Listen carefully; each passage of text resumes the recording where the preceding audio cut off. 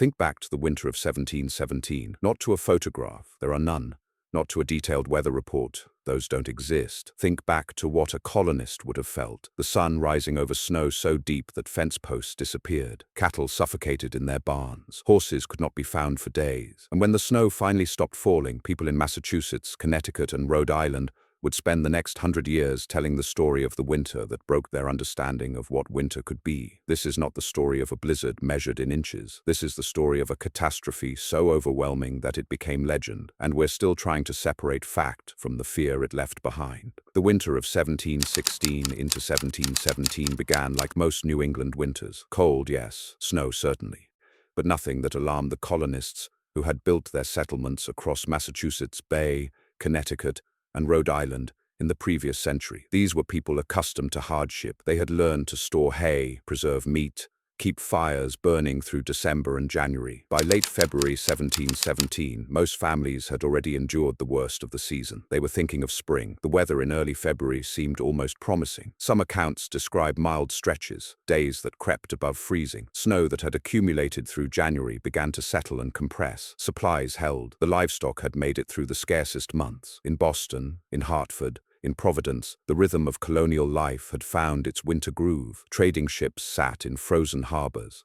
Merchants tallied their winter losses and prepared for the spring thaw that would open trade routes again. No one was predicting catastrophe. What people did notice, what colonial diarists and observers recorded, was the unusual atmospheric behavior in the days before late February. There are fragmented accounts of a peculiar wind shift, a change in the clouds, the kind of subtle atmospheric warning that modern meteorologists would recognize instantly, a clash of air masses, the setup for something violent. But in 1717, these observations had no framework. Meteorology as a science did not exist. The colonists had folklore, prayer, and the accumulated wisdom of seasons past. None of it prepared them for what was coming. By the last week of February, the ordinary winter was about to end, and everything the colonists thought they knew about survival would be tested. Friday morning, February 26th, 1717. The date matters because it anchors what comes next. Colonists woke to a sky that observers later described as darkening through the morning hours. The wind began to shift from the south and west, unusual for that time of year, and started driving from the northeast. It was cold. It carried moisture from the Atlantic, and it began to snow, not gradually, not with the kind of snow that accumulates gently through the day and gives warning. Colonial accounts describe snow that came in walls. Visibility collapsed within hours. By mid-morning, people who stepped outside could not see to the end of their own property. The snow fell with a fury that witnesses later claimed was unprecedented. Estimates, and we must be cautious with these figures, as precision did not exist in 1717, suggest that anywhere from 12 to 48 inches fell in the first day and night, with the heaviest accumulations in eastern Massachusetts and Rhode Island. Reports vary by location and by later recollection, but the consistent testimony across colonial records is the same. Snow fell at a rate that made it impossible to predict the total. It simply would not stop. By evening, the roads between towns had disappeared, not become difficult, disappeared. The snow was not drifting. It was building in massive banks that erased the landscape. Fences vanished under 8 to 10 feet of accumulated snow. The distinction between road and field, between property lines, became meaningless. The storm had rewritten the geography. Crucially, and this is what made 1717 different from other difficult winters, the temperature was not extreme by later standards. Accounts suggest the thermometer, if anyone had been measuring it precisely, hovered somewhere in the teens Fahrenheit, cold enough to freeze exposed flesh, not so cold as to be instantly lethal. But the wind was the killer. Witnesses later described it as violent, relentless, driving that snow with such force that it packed into the drifts with the density of ice. The snow didn't just fall, it accumulated at a speed that defied colonial precedent. And then, in what would become the defining characteristic of the Great Snow, the storm simply would not end. Saturday, February 27th, the snow continued. Sunday, February 28th, still falling. Monday through Wednesday of the following week, snow. Colonial accounts describe a period of continuous or near-continuous snowfall that lasted, depending on location, anywhere from 5 to 7 days. This is not the pattern of a single storm cell. This is the signature of a weather system so large so complex that it was essentially reloading itself. Modern meteorologists would recognize the pattern, a nor'easter of extraordinary duration, fed by repeated moisture sources from the Atlantic, held in place by atmospheric patterns that modern science would eventually understand as a blocking high-pressure system over the Great Lakes region. But the colonists in 1717 simply experienced it as relentless, apocalyptic snow. By the end of the first full day, perhaps 36 inches of snow lay on the ground across eastern Massachusetts. By the end of the second full day, the total had doubled. In some sheltered areas where the wind had driven the snow into concentrated drifts, accumulation measured in double-digit feet, 12, 14, sometimes reported as high as 20 feet in extreme wind-packed drifts. The visibility during this period was effectively zero. Accounts describe total whiteness, not twilight, not dimness, but complete optical erasure. A person stepping outside could not see their hand in front of their face. The snow was not just falling, it was being driven with such force that it functioned almost as a solid wall. Witnesses later reported that they could not distinguish whether they were looking up or down. The earth and sky became one white, moving void. Here is where the colonial record becomes crucial and fragmentary. We don't know exactly how many people died during the Great Snow. We know that deaths occurred.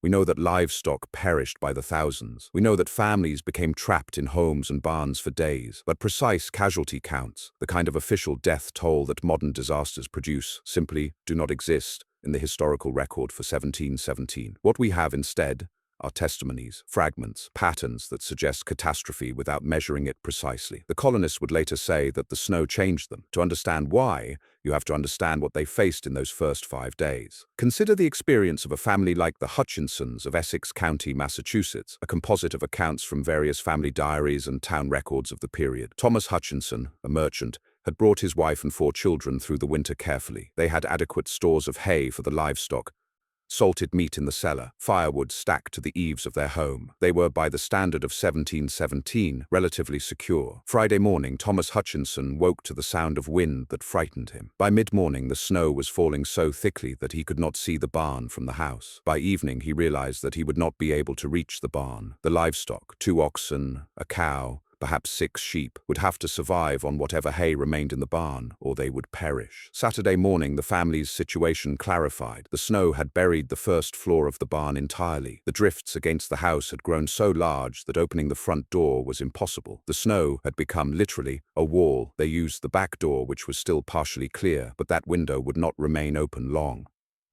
By Sunday, the snow had been falling for more than 36 hours. The Hutchinson family, Thomas, his wife Mary, and their 4 children, aged 6, 9, 12, and 15, found themselves in a house that was becoming increasingly dark. Snow covered the windows. Outside, the wind was so loud that normal conversation required shouting. They could not see the barn. They could not know if the animals were alive. This is the moment where the colonial experience becomes psychologically distinct. In a modern blizzard, a family trapped in a house has communication. They have news. They know that the storm is being tracked, that emergency services are being mobilized, that the broader world is aware of their situation. In 1717, there was none of that. The Hutchinson family, like every other family in New England, existed in an information vacuum. They did not know if the snow had fallen 20 miles away or 200. They did not know if other towns had been spared or if the entire world was buried. By Monday, the Hutchinson family had been confined to their house for approximately 60 hours. The food situation was not yet critical. They had stored provisions, but the psychological pressure was immense. Thomas began to fear that they would not be able to tend the animals. He began to fear that the animals, without care, would die. He began to fear, in the way that colonial people understood fear, that God was punishing them. The snow was not just a weather event. It was becoming a test of faith. By the time the snow finally stopped, which happened, depending on location in New England, between March 2nd and March 5th, 1717, the colonists could begin to grasp the scale of what had occurred. The snowfall totals, recorded in various diaries and town records, tell a story of regional variation and enormous accumulation. In Boston, reports suggest 2 to 3 feet of new snow fell. In Providence, Rhode Island, the total was reportedly higher, somewhere between 3 and 4 feet, but these headline figures mask the real disaster. The drifts, wind-driven snow, especially in a multi-day storm, doesn't accumulate evenly. It piles into drifts that can be many times the depth of the surrounding snow. Colonial accounts describe drifts along the roads that ranged from 8 to 20 feet in height, numbers that seem almost impossible until you understand how wind can concentrate snow the way water concentrates in a stream. The immediate consequence was total transportation collapse.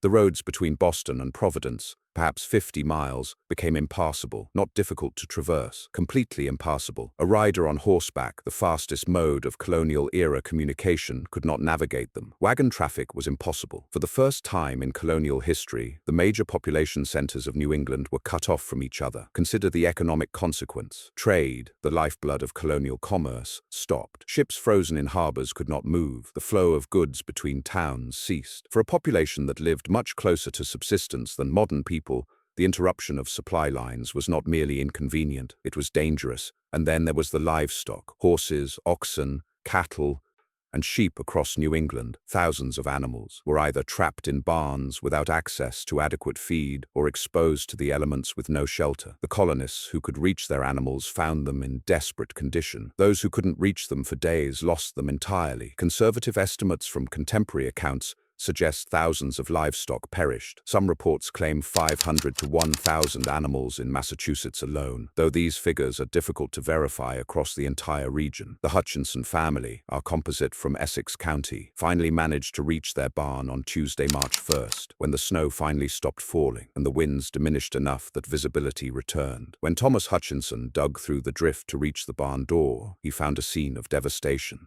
The oxen had survived, but only barely. One of the sheep had suffocated under the snow. The cow was weakened, but alive. The remaining sheep had huddled together in the far corner of the barn, where Thomas found them locked in an almost frozen state. The snow had stopped falling, but its consequences were only beginning to unfold. Now here's what most people don't realize about the Great Snow. To understand why it happened, you have to understand what was happening in the sky. In late February 1717, something unusual was occurring in the atmosphere over the Atlantic and the eastern coast of North America. A warm, moist air mass, fed by the Atlantic Ocean, was moving northeastward toward New England. At the same time, a bitterly cold Arctic air mass was descending from Canada. These two masses of air, with completely different temperatures and moisture content, collided in the region just off the coast. When warm, moist air meets cold air, the moisture condenses. It becomes precipitation. If the cold is sufficient, that precipitation falls as snow. Normally, this produces a nor'easter, a powerful coastal storm that typically lasts 12 to 36 hours before the system moves offshore or dissipates. But in February 1717, something different happened. The system didn't move offshore. Instead, it stalled. The blocking high-pressure system over the Great Lakes region, a massive dome of high pressure that modern meteorologists would eventually understand, was holding the nor'easter in place. Each day, as the system tried to move, the blocking high pushed it back. The result was not one day of heavy snow, or even 2 days. It was a nearly continuous flow of moisture being forced to condense as snow over a period of 5 to 7 days. The wind, driven by the pressure gradient between the coastal low-pressure system and the inland high-pressure block, remained intense. This was not a calm snowfall. This was violent, wind-driven precipitation that packed the snow with unusual density and created drifts that could reach heights of 15, 20 or more feet. The colonists, of course, had no way to understand any of this. They simply experienced the consequence: snow, and more snow, and more snow, with no end visible. When the snow finally stopped on March the 2nd through 5th, depending on location, the colonists emerged into a landscape that was almost unrecognizable. The roads were gone, not damaged, gone. The snow had completely buried the tracks that connected towns.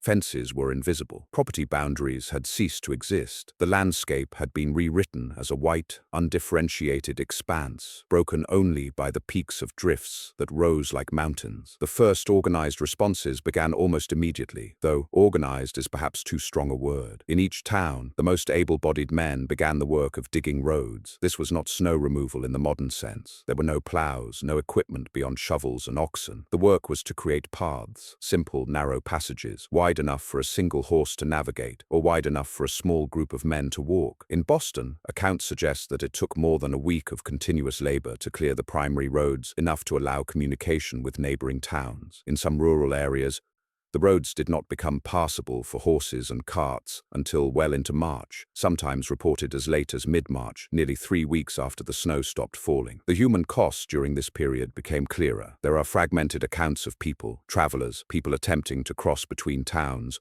who became lost in the drifts during or immediately after the storm. Colonial records reference deaths, though exact numbers are not available. Some estimates, cited in later historical accounts, suggest at least 12 to 20 deaths directly attributed to the Great Snow in Massachusetts and Connecticut combined, though these figures vary by source and may be incomplete. One composite story that emerges from various colonial diaries involves a minister attempting to travel between two towns during the height of the storm.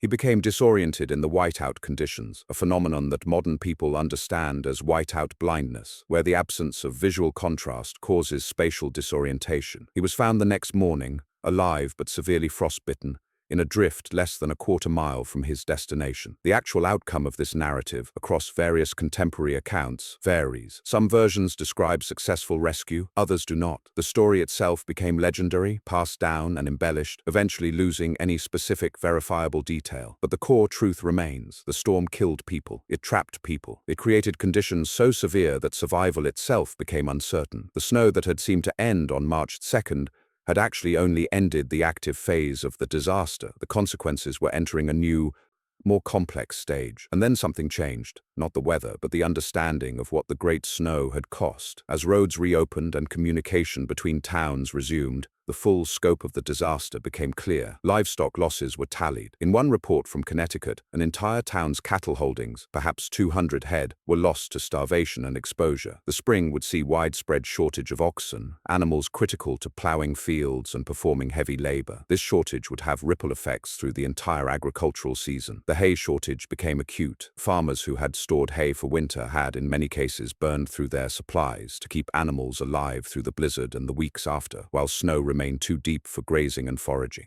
Spring 1717 arrived with depleted feed stores and weaker animals. Human casualties, while lower than might have been expected given the conditions, were real and documented. Beyond the deaths during the storm itself, there were deaths in the weeks after, among people weakened by exposure or suffering from severe frostbite that led to infection. Some historical accounts reference a particular village in Massachusetts, where the mortality rate spiked in the weeks following the storm. Though the precise link to the Great Snow is not always clear in the historical record, the psychological impact, however, may have been the most significant. The Great Snow fundamentally altered colonial understanding of what winter could be. Prior to 1717, winter was hard, certainly, but it was survivable if properly prepared for. After 1717, winter carried an element of apocalyptic possibility. The seasonal change that had been predictable, if difficult, had revealed itself to be potentially catastrophic. In the months and years following the Great Snow, colonial records show increased attention to winter preparedness, larger stores of hay, more careful attention to livestock shelter. In some cases, historical records suggest that colonists began storing emergency supplies in public granaries, a response to the communal vulnerability that the Great Snow had exposed. The Great Snow of 1717 was, in this sense, not an isolated event. It was the beginning of a lasting change in colonial culture. Here's what most people don't realize about the Great Snow. It became more famous,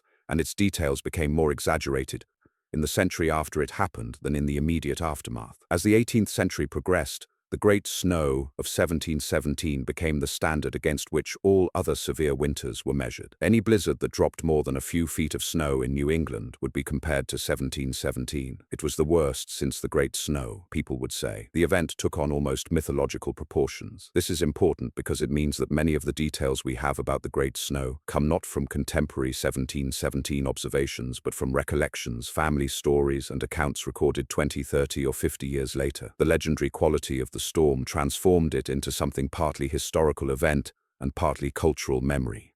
One story that circulated widely, and whose accuracy is impossible to verify, involved snowdrifts so high that they buried entire one-story houses. According to this account, residents stepped out of second-story windows directly onto the snow surface. Whether this happened is uncertain. What we can say is that wind-driven snow can create drifts many times the snowfall total, and drifts of 15, 20, or more feet were certainly within the realm of possibility in the most extreme locations. Another story involved a ship frozen into Boston Harbor, the snow piling on its deck until the ship was buried entirely, and passengers living aboard the ship throughout the storm by using the cabin beneath the snow as shelter. This account appears in various forms in historical narratives, and while it illustrates the severity of the snow accumulation, its specific accuracy is impossible to confirm from primary sources. The Hutchinson family, our composite Essex County family, becomes in this framework a representative experience. We cannot verify that there was a specific Hutchinson family in exactly this situation, but the pattern they represent, isolation, livestock mortality, weeks of impassable roads, psychological trauma, is documented across multiple colonial accounts. They are, in this sense, a true composite. The colonists who lived through 1717 passed the story to their children and grandchildren, with each retelling retelling, certain details became sharper while others faded. The apocalyptic scale remained consistent. The sense of nature's power, of human vulnerability,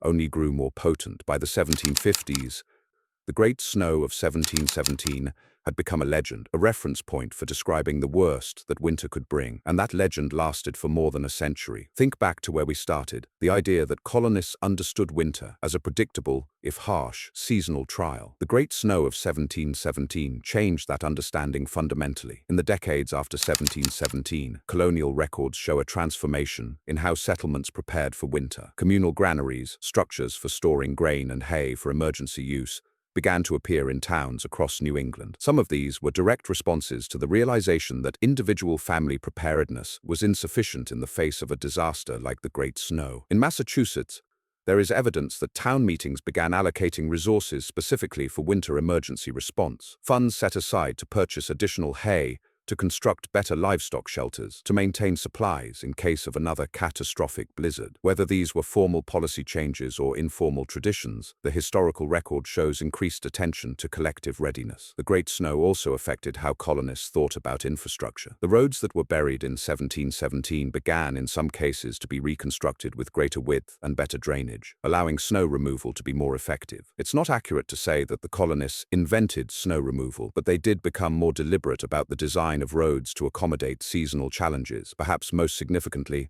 the Great Snow of 1717 entered New England colonial culture as a symbol of nature's indifference to human planning. It was invoked during the preaching of sermons about human humility before God's power. It appeared in diaries as a reference point for moral instruction. In a culture that often understood natural disasters as divine punishment or moral lesson, the Great Snow became the supreme exemplar of human limitation. In the colonial mind, 1717 remained the worst. When other blizzards came, and they did regularly throughout the 18th and 19th centuries, they were compared against the Great Snow. None of them, in the colonial and early American historical imagination, quite reached the apocalyptic scale of that 5-day event in February and March of 1717. The Great Snow lasted 5 days, but its aftermath lasted for generations. And when colonists in New England looked out at a winter sky in the decades after 1717, they looked with the memory of those 5 days, with the knowledge that winter could bury them, isolate them, and test them in ways they had not quite imagined before. The Great Snow had shown them what catastrophe looked like, and that knowledge would shape how they prepared and how they thought about themselves for the rest of their lives.